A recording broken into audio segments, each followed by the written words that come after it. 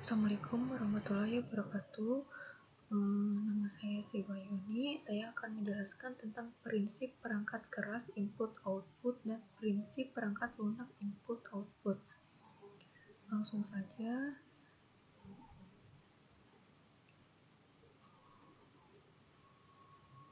Prinsip perangkat keras mempunyai beragam fungsi, yaitu diantaranya mengirimkan perintah ke perangkat input-output agar menyediakan layanan, kemudian menangani interupsi perangkat input-output, menangani kesalahan pada perangkat input-output, dan menyediakan interface layanan.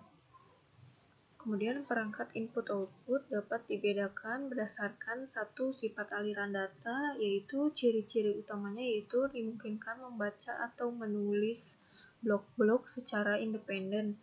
Independen di sini yaitu dapat membaca atau menulis blok-blok tanpa harus melewati blok-blok lain. Contohnya yaitu disk, tape, CD-ROM, dan optical disk. Kemudian berdasarkan perangkat berorientasi karakter, yaitu contohnya terminal, phone card, network interface, pita kertas, dan mouse. Kemudian yang kedua berdasarkan sasaran komunikasi. Berdasarkan sasaran komunikasi dibedakan menjadi yang pertama yaitu perangkat yang bisa terbaca oleh manusia, yaitu perangkat yang bisa atau dapat berkomunikasi dengan manusia, contohnya display, monitor, keyboard, dan mouse. Kemudian perangkat yang terbaca oleh mesin, yaitu perangkat yang hanya bisa berkomunikasi dengan alat elektronik. Contohnya yaitu seperti disk, tape, sensor, controller, dan aktuator.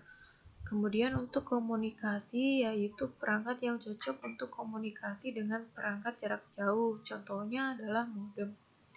Kemudian device controller.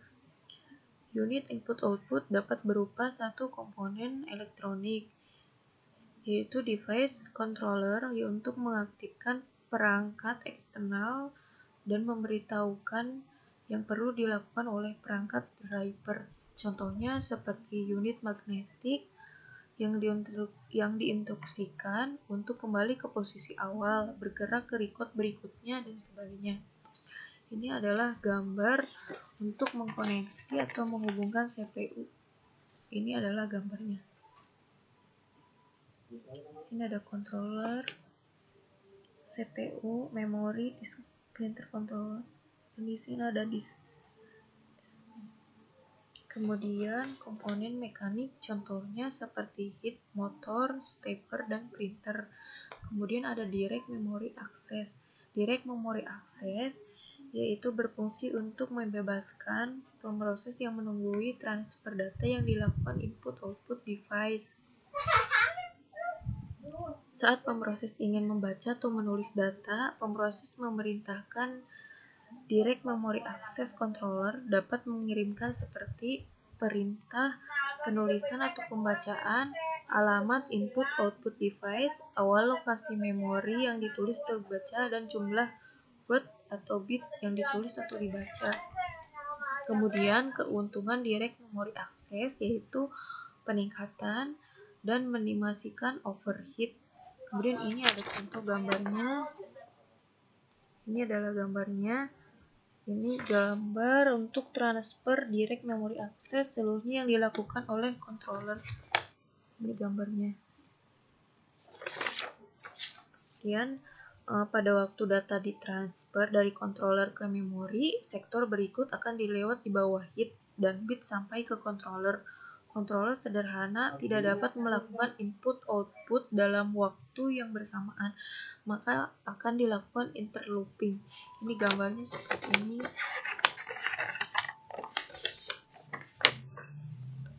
Ini adalah gambar untuk interlooping. Sini interlooping, ada single interlooping dan double interlooping. Kemudian prinsip software input-output Ide dasar yaitu mengorganisasi software dalam beberapa layer di mana level bawah menyembunyikan akses atau kepemilikan hardware untuk level di atasnya. Kemudian tujuan software input-output yaitu memiliki 4 layer, tapi yang di sini akan dibahas yaitu 3 layer, yaitu tujuannya yaitu yang pertama interrupt handler. Interrupt handler ini harus disembunyikan agar tidak terlihat rutin berikutnya. Device driver diblok saat perintah input-output diberikan dan menunggu interupsi. Ketika interupsi terjadi, prosedur penanganan interupsi bekerja agar device driver keluar dari state block. Kemudian yang kedua yaitu device driver. Seluruh kode device independent terletak di device driver. Tiap device driver menangani satu tipe atau satu kelas device. Tugas dari device driver yaitu untuk menerima permintaan abstrak dari software device independent di atasnya dan melakukan layanan sesuai permintaan eksekusinya. Ini adalah gambarnya.